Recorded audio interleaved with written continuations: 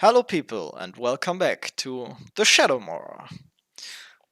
Quite a hard dungeon, especially right now since it's not nerfed and probably won't be for a longer period. So let's get started with that. First boss is quite simple. You have 3 markers that will take the quartzes that spawn, and you have 1 driver. That's the harder part, for the third phase at least. You want preferably have someone that can queue behind the boss. For example, Force Master, Sin, BD, BM. Those classes can react to the animation, but more about that later. So the boss will spawn 3 quartzes. Then the 3 markers have to touch the quartzes, and one of those quartz will be the real quartz. The others will just go away, vanish. So the 3 marks will be the destroyer, the warlock, and the gunner. The driver will be the BD. The quartzes spawn at 2 o'clock, 6 o'clock, and 10 o'clock. You will see them even on the minimap after they are created. They will be created after the mechanic starts or after the phase starts, when the boss jumps to the middle at 90%. So they just touch them, then one of those quartzes will create a tremor. That indicates that you have the real quartz there.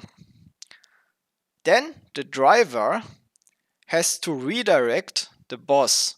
The driver will be the closest person to the boss, but it can never be the tank. The tank won't be marked. So here you can see phase starts. The quartzes on the minimap are created. People go into them, and 1 quartz is the real quartz that sends out the tremor. So the BD goes to 12 o'clock, and the boss charges towards him.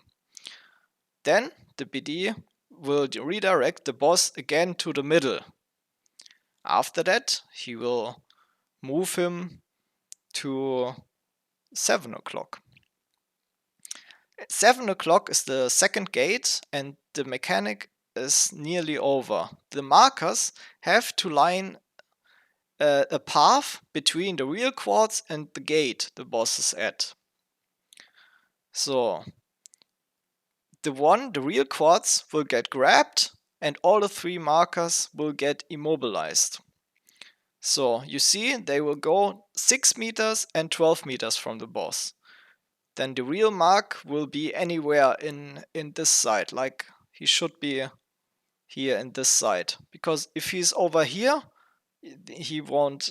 The range is probably too far away, so that the laser can't bounce. Then the real quartz will disappear and create a bubble, which you have to get into. Also take your pet with you, it will die otherwise. Everyone who's not in that bubble will die. And that's basically all you need to know about this boss. Then it's just rinse and repeat. The problem is the driver has to see which gates are real. It's only 2 gates that are available for the boss to charge at. So yeah.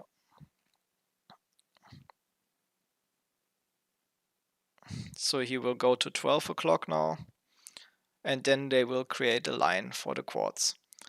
One thing is that the boss can only charge twice if you don't CC him or stun him. If you KD him, he can charge more times if he hasn't reached the second gate and it's not a wipe. So yeah, keep that in mind. For the third phase, there's slightly difference, which makes the class so important. Because the boss will no longer have, he will have an RNG, where he's either starting a spinning attack, which you can see here. Then the driver has to get behind the boss to direct the boss into the opposite side of him. If he starts the spinning attack, the boss will charge behind the marker, the driver. If he's not doing the animation, it's just normal and the boss will charge towards the mark. This is pretty important. This will probably cause the most wipes. You just need to have a good driver. If you get that down, the boss is pretty simple. Because the marks are not, they shouldn't be the problem. The second boss is quite more challenging. You have a total 4 people doing mechanics. You have the curse that's gonna create the Deathzone and has probably the most to do. Then should be arranged people or spinning class. It's Also, it's good to have people with a lot of spinning, doing mechanics here, and just the bubble and movement speed. Like that's really good to have. Then you have 2 cutters, one for the phases 1, 2, and 3, and the second cutter for the third phase the second time. Because the cutter gets a debuff where he can't be the cutter again for the third phase. And another one for the spawning of the tentacles or the pools. The bait, or you can also call this bait, that's pretty much the easiest thing you can do. And the warlock is perfectly for this because of Sanctum, obviously. Because the tentacles will knock you down. And they do quite a bit of damage, especially in Hard Moon.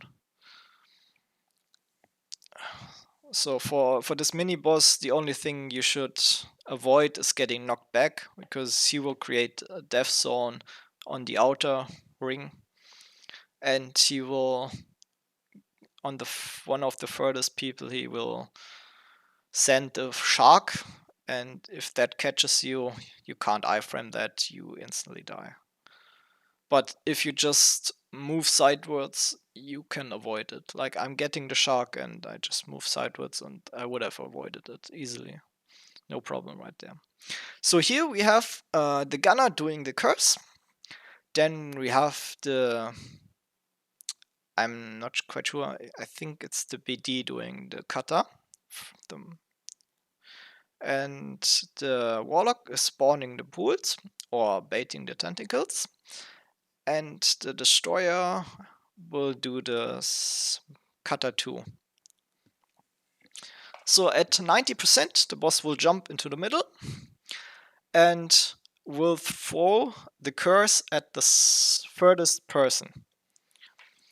The curse will, after that, he will vacuum all party members and they will have to move where the pools spawn. The pools can only spawn in between those lines. Like you see this X shape, they only spawn in between those. So yeah, but they are easily noticed. If you are vacuumed, just use your tap escape, or someone can iframe party. Just use stealth for that. Or you don't need to. Like, tap escape gives you movement speed, so that's also... Yeah, you get there. Also, so the curse will have to position in the opposite side of the pool. Like, for example, if the pool is here created, the curse will... Oh my god. Yeah. Will stand at 6 o'clock. So the death zone will be everywhere in the side down here. Or you can just do it the opposite side of where the pool is created, but then you have longer walking times. That's not what you want.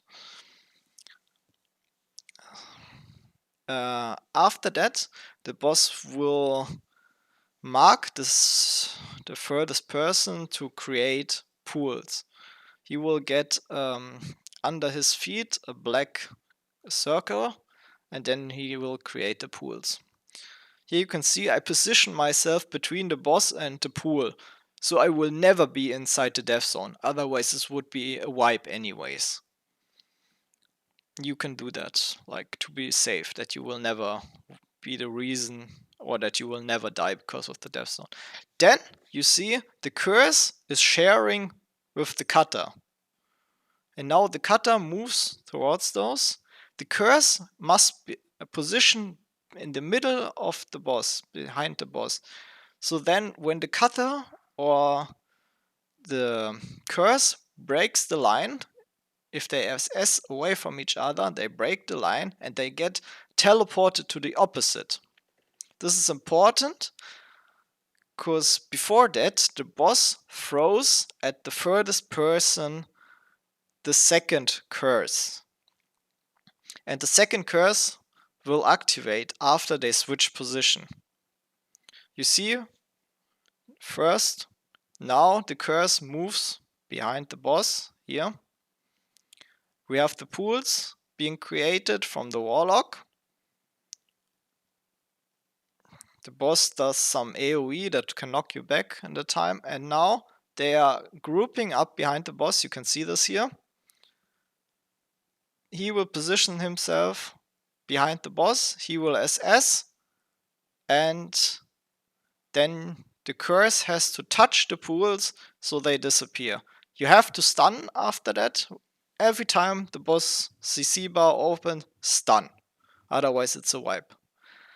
Okay, at the end of the phase, the boss then focuses the curse again and gives him a mark that you have to share with someone else who doesn't have a debuff. So the second line created is just annoying, and you have to then SS after the AoEs. So the line will break and you switch places again.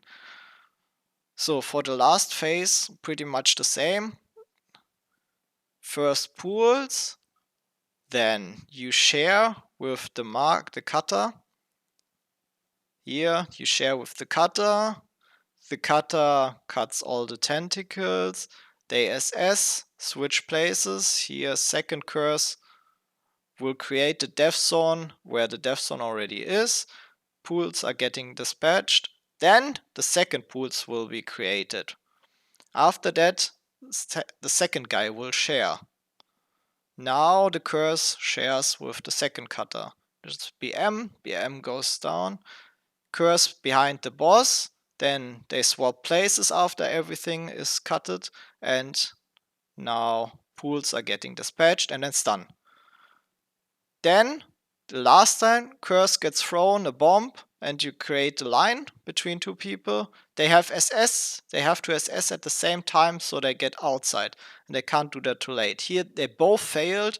They SS too late, and they both died because of that. It's a lot of information, and you will wipe here a lot if you haven't practiced that. But yeah, practice makes perfect. You just have to know what you're doing and then try to execute it as best as possible. Good luck, guys, and see you soon.